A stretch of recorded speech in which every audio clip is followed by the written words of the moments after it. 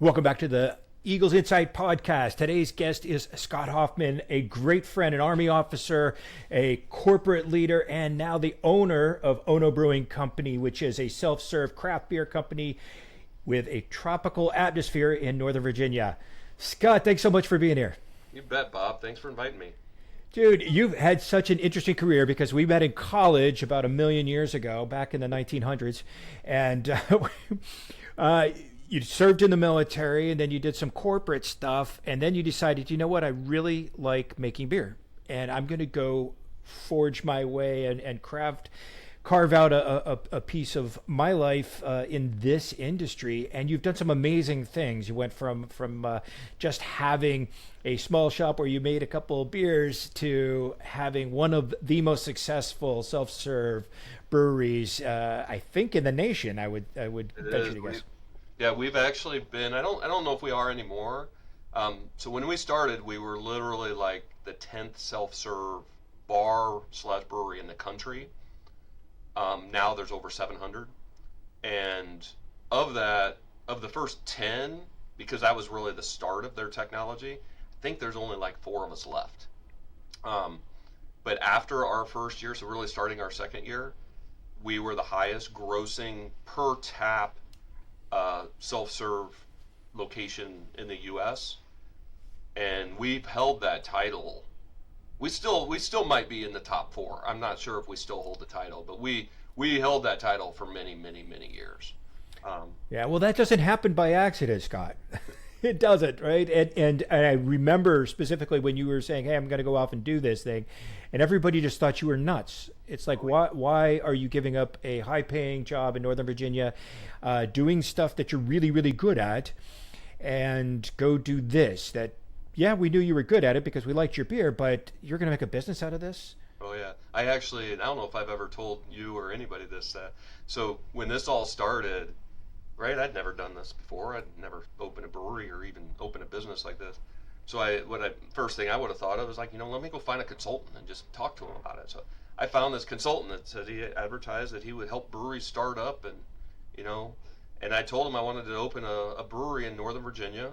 At that time, especially Fairfax, there was only 6 of us. That was part of the reason we wanted to do it. We were the lowest per capita brewery rate in the whole country, and the most affluent county in the whole country at that time. The guy literally laughed at me and told me I was an idiot, and there was no way that I would be able to open a brewery of that size in Northern Virginia without having significant investment backing.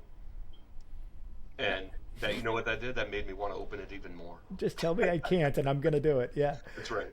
Oh, that's awesome, and I bet he's kicking himself in the butt right now. Like, I could have been part of that from the beginning. So, so like I said, that didn't happen by accident, right? There was a deliberateness about your approach, and there's a couple of things, if I'd venture to guess, that led to how you approach a challenge like that. And some of that you probably picked up in the military, and some of that you picked up from your engineering training, and some of that's just ingrained in your psyche and who you are as a person.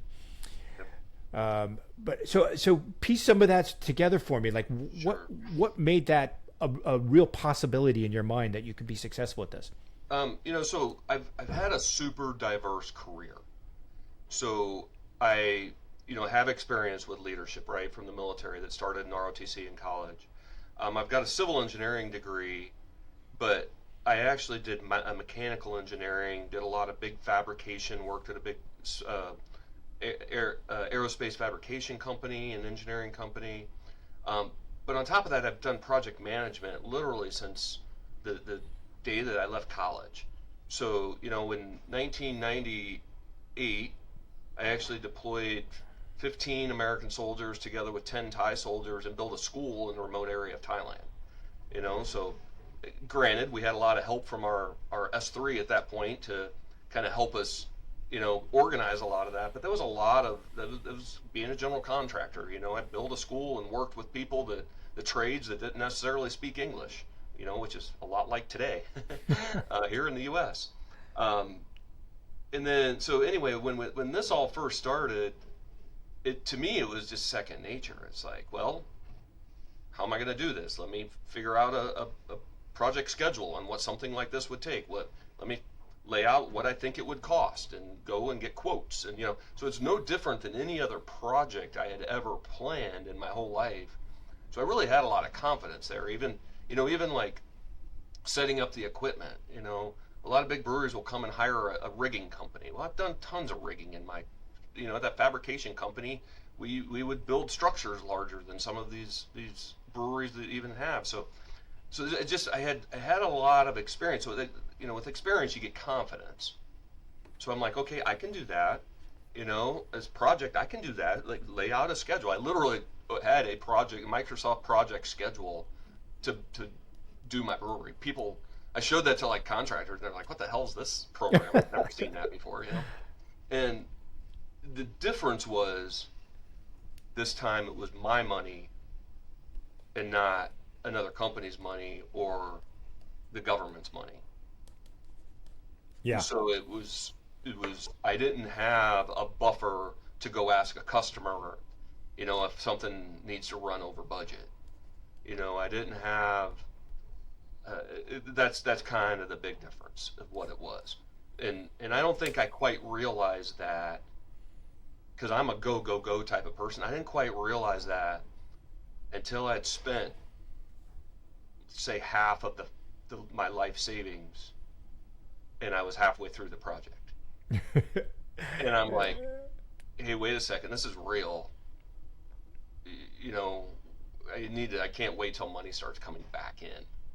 And so that was, but up until that point, I'm really not sure that I just knew that I could do this, and then we did it. We never looked back.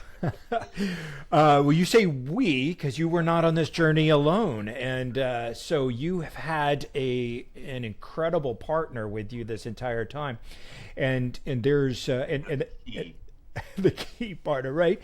So tell us about Cindy. Well, so we are two peas in the same pod. You know what I mean? She is just as motivated as I am. Like, so when this all happened, essentially I'd been in this position at my company for quite a few years and was very comfortable. So I was actually looking for some kind of change, some kind of challenge.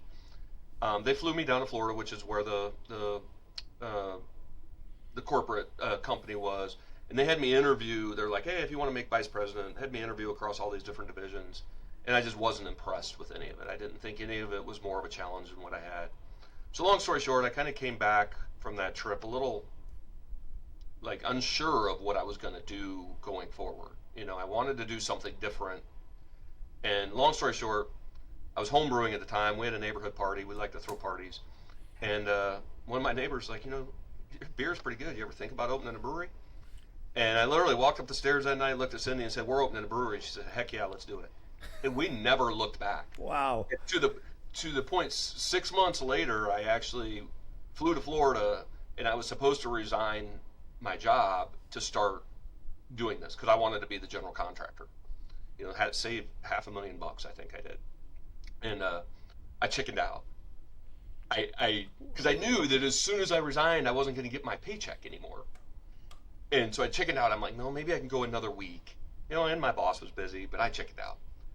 So I got back at midnight. Cindy, as soon as she woke up the next day, did you do it? And I'm like, no, not yet. She rolled over and she goes, you need to do it because the longer you take to do this is the longer I have to keep working too. We're going to do this together. So I literally wrote an email to my boss on Sunday and sent it Monday morning. But she's always had my back. We've always been right there figuring it out together. And yeah, you can see her chair sits right there. And I have seen how much she is involved every step of the way of what you're doing, not just as a leader in a small business, but in this adventure. And oh, by the way, a family. You've got wonderful kids who are just crushing it, by the way, out there with the college boards and their path to success. I think it's a great testament to how entrepreneurs have to think about risk. You were taught to think about risk a very different way in the military. right? You look at different factors and how do you mitigate those and how do you get extra resources to mitigate risks. While all of those ingredients are there, in the military, there's not an emotional attachment to that risk. There is a very practical approach to that risk. It's I don't have those resources, therefore it's a higher risk, therefore I have to go to my boss and either get more resources or change the outcomes or expected outcomes. But it's your money. It's your life savings. It's your family. Yep. That risk just got really, really personal. It did. And that takes tremendous courage. That's a different kind of courage than suiting up and grabbing your rifle, right? It's a very different courage, and I would venture to guess, if you're like most veterans, that you would much rather face the kind of decisions like should I turn left or right in a firefight than have to face the I'm going to put my family at risk sort of decisions.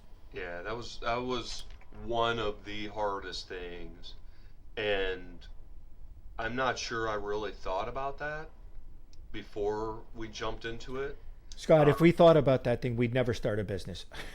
And that might have been true. Now, a couple things that I did. Well, I have two stories on that one, real quick. So, what was interesting with it, from my family's perspective, is, we went from we're fairly frugal people, but we had a lot of money. We made a lot of money, so our kids pretty much got what they want. They weren't spoiled, but we ate well. We bought them nice things. We did a lot of it, and there's a lot to do in the DC area, right? Well, when we started doing this, yeah, they didn't get good ice cream anymore. We only shopped at Walmart. We got a lot of generic food, and my kids went into a little shock. So it actually became almost a little leadership moment, teaching them that you don't need all these luxury things. You can live on a limited budget. You can live within your means and not have to spend all this money. You don't have to go on trips outside the country every summer. Maybe you don't get any vacations at all. And it was actually very humbling. My daughter just applied for a scholarship. She's going to go to the Galapagos in the spring. She's 19 years old and has $13,000 in the bank. Nice. Because she learned from us to save her money, and be frugal. But her scholarship read kind of that exact story of how she had to grow up and watch her parents build this business and not have a lot of money, and it's kind of made her who she is. So it's been really amazing on that aspect. Now, on the other aspect, I didn't go in completely blind. The very first person to know about me building this brewery and leaving was actually my customer. There was a buddy of mine. He's actually an ex-Navy fighter pilot, so he's very charismatic and doesn't. Let's just say he does whatever he wants to do, but he's a good dude. And the reason I say that is, I asked him, I shot him a text one day and I said, hey man, I need a favor. And this is a Gubby. So I was a government contractor working for his organization. And I go, look man, I need a favor. I go, it involves me leaving Harris, me opening a brewery, and you holding my tickets. So I had some very hard to get top secret clearances. Multiple. I literally had, for a government contractor, I was pretty rare. I had a lot of government level clearances that I had just built up over the years. And that guy's response was, heck yeah, call me tomorrow, no problem. Well, you're supposed to have a contract as a company to even have a clearance. Mm-hmm. Yeah, he made it work. My brewery never had a contract with anybody, but up until 2 years ago when I finally turned it in, I still had my badge that could get me into pretty much any building in around the area. And that was insurance. It was insurance for my family. I'd never used it other than a few times of taking beer inside of skiffs to serve beer there. And I made do a large Christmas party at one of the the Intel buildings, but um, that insurance guaranteed me that I could go get a job making really good money if something happened to the brewery. And so I did have that foresight, you know. Um, Unfortunately, never had to use it, but that was something that I did go in just in case I could jump back and get a really good job right away. But it's absolutely nice to have a backup and to know that you so you said experience gives you confidence, and you were confident you could build that. But there's another level of confidence that you're talking about right now, and that's your confidence in your abilities to be able to, if this crashes, I will pick up the pieces and I will go make another dollar tomorrow someplace else. Right. And not everybody has that level of confidence in their abilities to do that. I think there's also a trust factor there that if this all comes crashing down around us and I know that I can go make money the next day, somebody else believed in you that you were going to be able to pick up and make money the next day. Right. So that reduces the amount of stress and anxiety that's associated with that risk. But there's still probably plenty of nights where it was like, okay, there's numbers running through my head right now. Are we going to make it? Oh, yeah. Every entrepreneur has those nights. We may have cried ourselves to sleep several times that first winter, and that's no lie. Yeah. But we always knew we were doing the right thing. We really did. We knew that it just took time, and we told ourselves we've got a good thing. We're going to figure this out. So. Yeah, and you do have a great thing, but you didn't just bring your family along to help you build this brewery. There were other people that came into your business, and some are partners and some are employees. When it comes right down to it, running a small business, you unless you're a solopreneur contractor who's doing consulting or coaching, it takes a team. So I know that you knew how to do team building from your time in ROTC and your time in the military. What was different about building a team when you became a business owner? It honestly wasn't that much difference. The one difference was, so in the military, right, there's a certain amount you are making an obligation to go do that, right? You have a path forward, you know what that's going to be like. With our business, we have a lot of part-time people. And what was really interesting is all of our staff to start was part-time. A lot of them came to us after reading our story on our Facebook page and following us, waiting for us to open, and just wanting to be a part of it. And literally a couple of employees that we found, we met at another brewery, they were just another customer, and we were talking to them about it, telling them about us, telling them about our plans. Our family was there, and lo and behold, when we finally opened up applications, these people, 2 or 3 of them, walked in and were like, remember us at such and such brewery, you talked to us? I want to be a part of that. This sounds amazing. I'll work 2 days a week. I'm a government worker, but I could work 2 days a week. My first employee I hired in the brewery, again, was part-time. One of the things I did that was different too was I wanted to experience everything, and that's just kind of my way of even in back when I was in corporate America. I would go out in the lab and solder some parts together. I would put some hardware together. I would actually use the parts. If I'm going to tell some people to go do something, I wanted to understand it, and I wanted to understand how hard something was or what was involved with it or how delicate it was. So I wanted to be the brewer. I did some home brewing, but that was about it. But I didn't hire, most breweries will open and they'll hire a professional brewer that's been doing that for a long time, come out with amazing beers.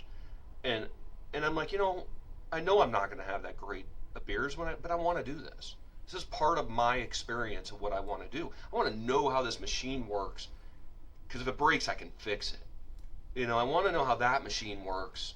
I want to know this process, so if there's a problem, I want to be able to do it myself. So I went in with that attitude, and I just hired so I get this guy that comes in. I have all kinds of people that I'm a brewer, I want this, I want that. I worked in a brewery.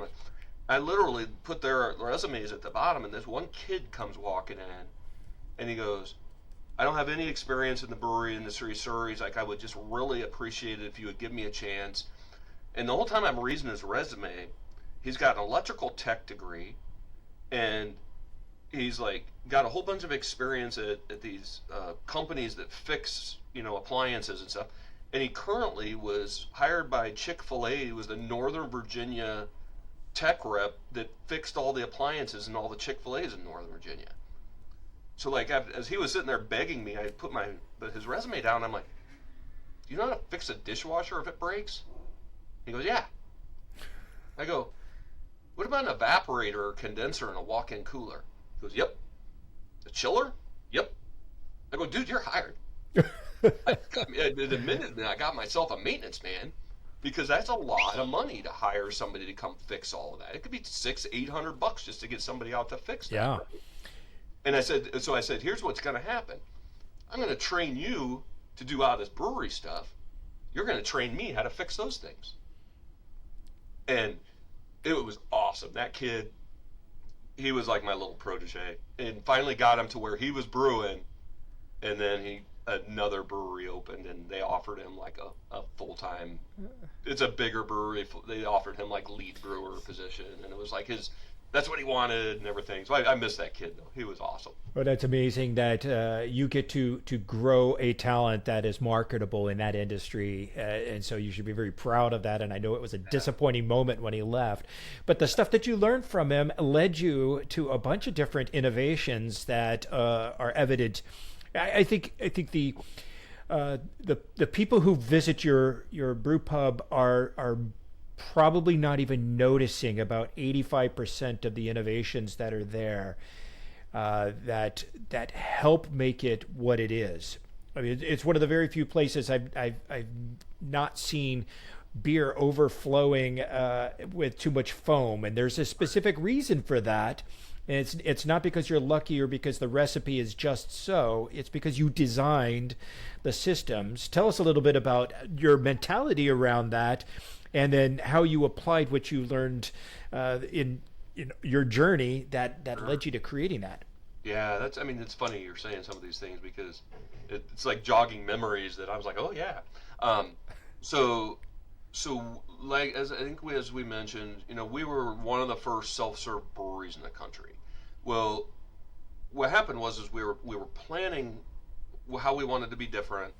We went into a wine bar one night in Northern Virginia, and there was self-serve wine, and I'm a very impatient person, and I'm like, wait a second, I can come in here and get my drink and listen to music, and I don't have to wait in a line.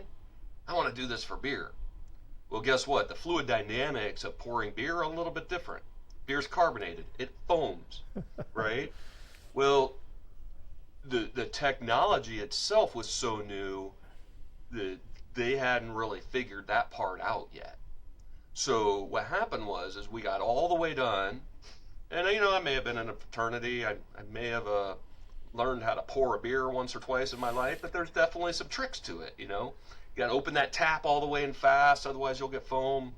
There's a bunch of different things. Temperature. Anyway, long story short, what Cindy and I decided to do before we opened is we had this new staff that we brought in, and we did we called it a soft opening, but it was more of a training on our process. So Cindy and I were the workers, and our staff were just the employees. I'm sorry, the customers. And we brought them in just to enjoy free beer for them for the night, to work through our processes. Not a single employee could pour a beer without it being all foam. And I was just like, oh, this is not going to work at all. Because we've got 6 employees in here, and not a single one of them knows how to pour a beer. Oh, this is good. This is going to be ugly. People are going to hate this self-serve.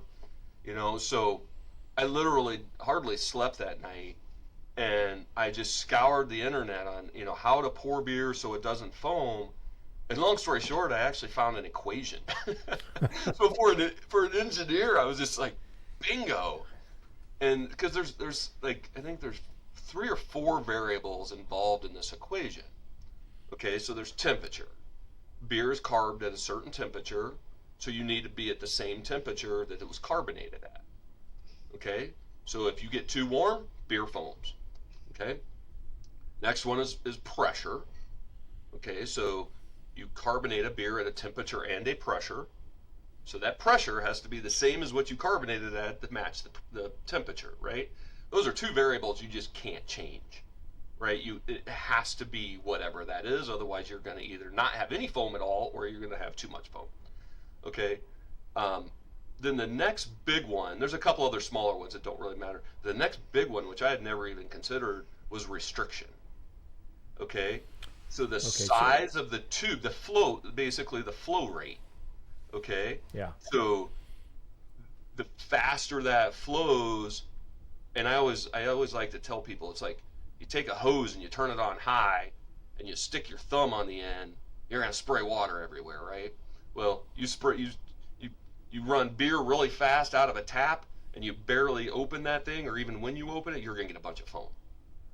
Where if you can put some restrictions, smaller tube means, coefficient of friction, and you got a lot more friction in there, and slow that flow rate down, the beer comes out really slow. So most bars, they want to serve beers as fast as possible because they have a bartender serving 10, 20, 50 people. And they don't care if they overflow it a little bit, right? Well, here you got one person serving their beer. Who cares if it takes 15 seconds to pour it? So I quickly went and bought some hose that was much smaller in diameter and made it much longer. The equation actually gave a distance and a diameter. Who knew that math was going to pay off in the beer business, right? That's amazing. Dude, I literally put that in the next morning, and then we repeated it the next day, and not one single person poured a foamy beer. It's amazing. And I think there was another thing you did for keeping some of the noise out. Yes. That had to do with speed as well. What was you mean the noise, the sound in the tasting room? Yeah, well, so sound in the tasting room, it was you could hear the fans from the refrigerators. Oh, yeah. Sorry. And yeah, that was another one. You can tell I was impressed by visiting. This has been years, but I still brag on you, Scott, about how you did that. What's actually interesting about that is that technology is actually commonplace in the industry now. It actually comes on all evaporators. Mm-hmm. Believe it or not. So what happened was when we first moved in, evaporators, an evaporator is what makes a walk-in cooler cold. Okay, you got a condenser that sits either outside or on top of the cooler, and then the evaporators are the little fans that spin around and blow cold air, like an air conditioner. Well, they're meant to be the same for a walk-in cooler or a freezer, and they set them at 1500 RPM, and they're loud. So if you've ever been in Florida, sounds like an airboat. Imagine putting an airboat in a little room and then having a public drinking place on the outside of that room. And we literally resonated as wah, wah, wah, wah. So again, I reached out to some engineering friends who are a little more savvy with the electrical side of things than I am, and talked about, hey, could I slow the fans down, blah, blah, blah. Long story short, Google, loved it. I came across this guy in Minnesota that had developed this technology. You had to replace the fan motors with variable speed fans, and what he had figured out was that since they're made for freezers, each of those fans is actually dumping something like 60 watts of heat into that cooler. And so all said and done, we were putting like 360 watts of heat in that walk-in cooler. So the fans were spinning so fast trying to just dissipate the heat from the motor that was spinning the fan. So he developed a little circuit card and put a little thermistor in the front and back of the fan, and then put a variable speed fan in there, and said you only need to run as fast as it take this warm air out front and get it to the temperature we want on the front when it blows out. And so now they take like 5 watts and they're silent. So yeah. Yeah, so creating a more pleasant atmosphere without all of the noise and vibration that you had there before, just from using a little bit of ingenuity, a little bit of research, and then networking with somebody who has an idea or an ability that you don't necessarily have yet, that you're gonna obtain. What was interesting about that? So I met that guy, I called him, and I was just kind of befriended him over the phone and everything, and kind of told him my problems, and how desperate I was that I really wanted to fix it fast. And long story short, like a couple years later, I actually recommended his product to some other people, and he calls me up and he's like, "Hey Scott," he goes, "I don't sell these to." He goes, "I sell these to companies that sell evaporators." He goes, "I don't sell these to the general public." I'm like, "Oh, well, why'd you sell them to me?" He goes, "Because you sounded like you were an engineer and you knew what you were doing, and I wanted to help you because I understood your problem and I resonated with it." And he's like, "I just wanted to help you." I was like, "Oh, thank you." You could start a cottage industry supporting breweries, so I think there's an interesting part of your journey that's about people, right? It's your family trusting in you, and Cindy being a partner with you, and then the people joining you on your journey. Like, I want to be part of this, so I can only give you 2 days a week, but I want to be part of that. A guy that you meet that wants to help you solve your problem, even though he doesn't do that, he ends up selling you stuff. All along your journey, there have been people that you have been collecting. And oh, by the way, there are people who show up at least once a year, sometimes twice a year, coming from our college days that help you celebrate your anniversaries. Everywhere you go, Scott, there are people in your life that you have touched and you have gained from and you have given to. That's right. How important is networking and keeping those relationships alive for your business and kind of for your life? How important is that? It's essential. I mean, I really don't know what I would do without having some of my contacts as somebody like people I could lean on for support. Some of my best friends, especially during the build out, I'd get into some challenge and you can either freak out and give up or you can keep plugging away at it and try to solve the problem. And there was lots of times I would either reach out to an old boss or an engineering friend or just an old mentor of sorts to say, "Hey, here's what I'm running into." And by the way, my landlord ended up being somebody like that for me as well. He and I have developed a super close friendship. He's also an engineer, but all the way. And actually, there's a joke that happened just the other day. Somebody in my neighborhood reached out and was like, "Hey, I need my gas fireplace. I need a gas line hooked up." And so I go to my phone and I'm not super good at remembering people's names. So in my contacts, I will put either something in there that I will remember. So gas guy. Yeah. So I literally have like 20 people that are my go-to for helping me. I have a refrigeration guy. I have, and I refer them to everybody I know because they helped me out. And I know they do the same thing to me or just send people to my brewery for that same reason. And so it's been really amazing. And then, just some of the people that I've met as random customers, actually right before I came in for this, some of the customers I've met and the stories that I've learned from them, and it's been amazing. And it's just, either me impacting their life somehow or them having some impact on my life somehow. It's been pretty amazing. But the whole networking thing, actually, Cindy I think she's in like literally 10 different networking groups, and at least 4 days a week, she is doing some networking thing for all of those reasons. Either we get business from it, we can refer people we know to their business. She's actually started a new one that she actually is leading right now. But yeah, I can't say enough about how important networking is. I think a lot of entrepreneurs recognize that, but they don't put the energy into it that I've seen you and Cindy put into it. And I also think that you said something really important. When you're hitting a problem that you just can't solve, you can either give up or you can get after it. And by get after it, it's not just try harder what you were already doing, right? It's go out and learn. And it's go out and find the person who can teach you or can help you. And I think a lot of entrepreneurs are afraid of doing that. There's this, for some reason, that it's this, well, it wasn't invented here. If I didn't do it myself, I don't get full credit. And I think it's such a myopic view of how things get accomplished. Yeah. One of my mentors would always say, like, if you want to go fast, go by yourself, but if you want to go far, you got to bring a pack. Yeah. It's funny because I like people giving me compliments for doing something, but at the end of the day, or recognizing that I did something, and everybody likes that, right? At the end of the day, that's not something I thrive on. I I don't care how I get to that end point.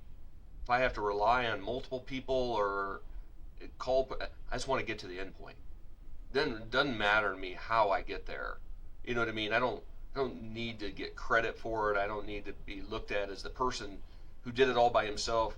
None of that's important to me. It's like being successful in getting to that end point and solving the problem. And if it took a team effort, it took a team effort. Great. Yeah. And by the way, I'm going to learn something because if I had to ask somebody, it means I didn't know something. Yeah. And now I've learned something. I've learned something, and the next time I do it, I'll have that knowledge, and be able to gain from that. Yeah, having the humility to know when you don't know, and to pursue that answer, and be humble enough to accept that somebody else has got a skill set that you don't have, but that you admire, that you can either take advantage of or learn from. And you've built a network of wonderful, wonderful people, but it hasn't always been wonderful, wonderful people. You've gone through some dark times, particularly, I think, during the COVID and post-COVID, immediate post-COVID era, where finding good help was really a huge challenge for you. It was hard. It was so, it was funny because, the restaurant industry in general has high attrition, right? That's just the restaurant industry. Well, our first 2.5 years, we didn't. We were just like, pretty much and like I said, a couple of them left, either graduated or we had a couple nurses that graduated and went and got jobs at the hospital. But we just really didn't have any, and it was great. We were just like, man, we must be doing something right, and our team loved us. Well, long story short, man, 2020 hit, and of course, Northern Virginia was a little rougher than most areas. Our team came together because all of them but one had another job, and they all came together and said, this one particular individual, this is the only job she had. We will just give all of our hours to her. We have no problem with that. So we got the PPP, and we were able to employ her full time because of the PPP. And at least she was able to, and by the way, we respect the fact that she stayed with us and didn't go just get unemployment like a lot of people were doing. So anyway, we got through that period, but then the coming back was really what was eye-opening and painful. We had a really hard time finding good help. And Cindy and I always we both were hiring managers in our previous job, and we prided ourselves on we could identify somebody in an interview. We knew what questions to ask. We have some really good key questions that we ask in interviews. What's one of your favorite questions to ask? My personal favorite one is, describe your work ethic to me. Okay. And that will usually either get people that just jump right into it, or people that have no clue how to answer that question. And 9 times out of 10, I can get them on that one question. And that goes back to when I was at engineering or at our place now. I mean, it's just an interesting question to ask people and see their reaction. And then Cindy has several others that, she's incorporated that question now. So we know each other so well that she does most of the hiring because she knows what questions to ask. But long story short, what happened is we just couldn't find help. We get ghosted by literally 80% of the people that would come in. They would say they're going to come in for an interview, and then they would just not show up. We would get people that would show up, and they would show up for like 2 or 3 weeks. And the thing is we knew in the interview that they weren't going to work out, but we just needed people. So we convinced ourselves that, we can train them. We can work on them and train them, and they may not be perfect, but we need people. And I would say almost 100% of the time, our gut told us the person wasn't going to work out. They didn't work out. And and finally, after going through that of 2 years and really having some doozies, um, to where the few good people we had didn't want to work with those people. So it was harder for the good people. We finally, at the end of 2023, we were just like, forget this. We are done with this. We didn't have any plans. Our kids are getting older. They don't hang out with us as much as at home anymore. And we just said, screw it. We're gonna work. We're gonna only go back to our original plan. Try to only get good people, and or we're gonna work. We're gonna work the shifts. And part of it had to do with, I think, the government not giving out as much unemployment anymore. But going into 2024, we have almost had zero loss or turnover. And the ones that we have had mainly been, like, again, they were students and they graduated, or one person retired and moved south. But so yeah, that was a trying time for us. And as a leader, it was like we would work really hard to try to turn them around, and then a lot of times after 6 months, we would have the feeling we put so much effort into this one individual, and it would have just been better to not have gone through all that effort and training and everything. So, and it's worked all except for one. We have one that we were both not confident, not completely sold that she was going to be bad, but just not confident. Super young lady, very young student. Loved her personality, answered the work ethic correctly. She was a typical young person and doesn't really always like to show up on time. And in our business, people need to show up on time. And we have grown with her. It's been, I think, 2 years now she's been with us. And we have worked with her and put her on probation and just kind of figured her out a little bit more. And she's matured a lot, and she has become an outstanding employee. So that's the one win that we have of most of them. Yeah, I think the others were identified at startup, and we knew they were going to be good to start. So I think there's a lot of lessons in that, and not everybody is coachable. Not everybody is going to change to grow into your culture, but some people will. And sometimes it's difficult to see the difference in the people that are going to and the people that are not going to. But sometimes and you just know, like, look, I know I'm wasting my time here. And I would have been better off just holding out for a better person to join our team. Because when you what do you say, when the bad people stay, the good people leave, right? Yeah, and that's right. It goes to the culture of your organization, and you're not huge, but you've got quite a few people that are involved in the production and service that you have, including some vendors that are part of your team in a very real way. So you have a culture, and if people come into your business and they don't support that culture, it starts to erode. So how do you deal with that? I mean, you work with somebody to get them to show up on time, but there's other things that you've had to deal with to make sure that your culture stayed the way you wanted it to. Yeah, for sure. We so along those same lines, and I got a couple different scenarios here. But one of the things we pride ourselves on, especially before 2020 and now again, is we, through our team building and through the like-minded people that we pick, a lot of our workers have become close personal friends. I mean, literally traveled. We had a whole group of them just traveled to New Orleans together. Unfortunately, Cindy and I had to work those, but it was awesome. A lot of them will go tubing and skiing, and they've just all become really close personal friends. So that is like neat for us. But on another aspect, we have a whole nother company working inside of Ono Brewing. So we sub out our food vendor, and we essentially have a concessions agreement with them. So we don't do any of the food. we met this guy early on. It was a guy and his girlfriend, much younger than us, and they were chefs in the industry and both wanted to get out on their own, but didn't have any capital to actually do a brick and mortar themselves, and were just looking for an opportunity.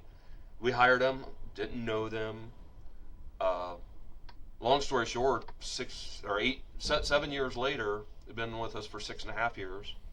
Um, we have become a well-oiled machine and a great team. And the nice thing is I think they've watched us and how we build our team out in the tasting room, and he's learned to try to be this, learn to pick similar types when he hires for the kitchen. And so pretty much all of our people get along really well. He definitely has more turnover on his side, just because it's people in the back of the kitchen are different than the people in the front of the house. It's hard work back there. It is hard work, and you know, a lot of them aspire to be chefs one day, and we're kind of small, so you know, a lot of them will use us as a stepping stone. So he has more. I think he has more of a turnover for, hey, I can only reach so far here. I need to go to a bigger restaurant to get more experience. Where most of our people are teachers or students that are just wanting some extra money, part-time jobs, where these people are usually trying to get into the industry, and so but all said and done, I guess my point of the whole thing is, you know, we have a very professional relationship that seems like we are like co-owners of this business, but we're not. And technically they work for us through this concession agreement, but we, through just our relationship with them, I let them know, and they asked for this at the beginning, is we don't dictate to them what they serve for the food.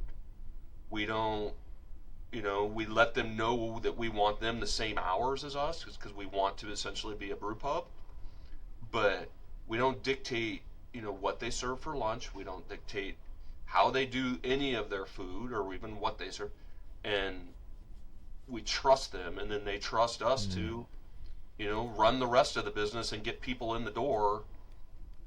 We do a lot of aligning our advertisement. It's actually worked out really well for us because, you know, in this day and age, you don't advertise in a traditional way. You put it on social media, right? Well, social media is about how many people can see it and how good your reviews are. Well, we hit it from two sides now. People looking for beer are going to find Ono Brewing. People looking for barbecue are going to find Odd Barbecue. When they find out that we're in the same place, they're like, oh my God, that's even better. But we're getting two different kind of demographics just searching the internet all under one. And so that really helps us in our advertising, and we try to align that. And, you know, Cindy's become a master of how to do all that. And, you know, there's a lot of work we were trying to help our food vendor with to try and improve in those areas. But the cool thing is we've had so much time together now that there's a lot of mutual respect, you know. So you know, he's won Best Barbecue in Northern Virginia by Northern Virginia Magazine Editor's Pick 2 years in a row, and that's hands down. He is known around all of Northern Virginia for how great his food is, you know. So that in itself, he gets a lot of advertisement just when they open that magazine once a year and they see Odd Barbecue and a whole write-up on them, you know. So, and then, you know, same thing with our beer. We not only serve in our tasting room, but we distribute our beer all over Northern Virginia. So people will go to a bar in Arlington and grab this Ono beer and then look it up on the internet and be like, man, I want to go to this brewery. So that brings people in. So we kind of get all sides of the different aspects of how we do it, and we work really well together. We've rarely had instances where we don't get along or we can't work through something. It's such an amazing place, and I can personally attest to the quality of the beer and the food. They're two wonderful organizations, and it does feel like it's one place because it's seamless in terms of the quality and in terms of the atmosphere and the availability. So when you go there, which I recommend anybody listening to this who finds himself in Chantilly, Virginia, you need to go to Ono Brewery. It is a fantastic experience. And if you can find yourself there during an Onoversary, you're even going to be better off because the luau is amazing. Scott, there is so much that you covered in terms of leadership, and I don't think a lot of entrepreneurs think about their leadership deliberately. I don't know that they think about how the things that they do affect the people that they're leading, and the network, the trust, the respect, the culture.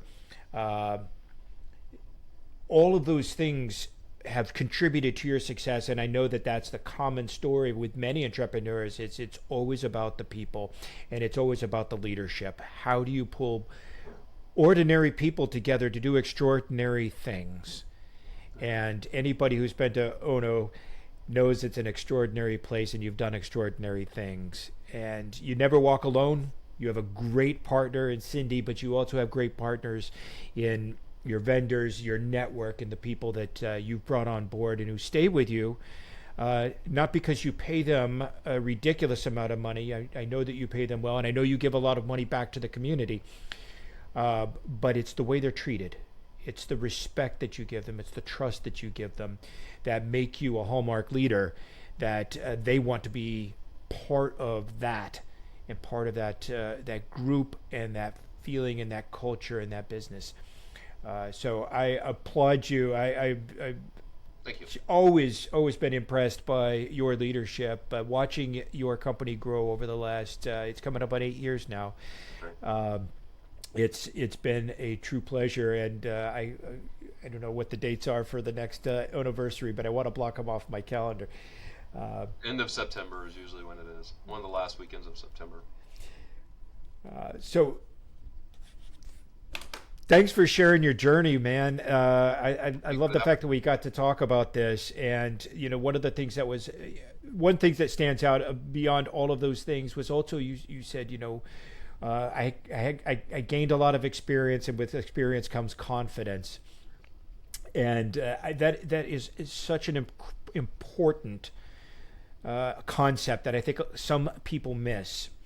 People who lack in self-confidence generally don't reflect on the experiences that they've had that lead them to that. If you look at the word confidence, it comes from a Latin root, which means trust. And really, self-confidence is about trust in yourself. So when you say experience leads to confidence, it does, because you can trust yourself because you have a proven track record. And I think a lot of people who, as leaders, lack that confidence that they need to look at their track record and say, I do have reason to trust me, just like you have reason to trust your vendors and your employees and the people who have helped you on your journey. And mostly you get to trust in yourself because you've got those leadership skills, and you can get up in the morning and you're going to make great beer. And if it all falls apart, you're just going to go find something else to do. Well, the beauty of it is I don't even make the beer anymore. So it's this place almost runs itself, or actually pretty much does run itself. Well, I would still give you credit to making the beer because you are overseeing how it gets done, and we did. Let me know when you need help with quality control. We're happy to do road trips. So, Scott, thank you so much for being a guest on Eagles Insight. I love your journey. I love what you've done, and I'm so happy for you and all of your success. And I know that it stands as an example of how great leadership works wherever you are in whatever industry you're in. So thanks. And what's the easiest way for people to find you? Probably through our website, Ono Brew Co., like Ono Brewing Company, onobrewco.com. And also on Facebook at Ono Brew Co. So either of those two places are probably where you'll find the most out about us. Awesome, and I will be there next time I'm in the Beltway. I am sure to make my way out to Chantilly. It is well worth the trip, and thanks again so much for being here. All right, man. Thank you.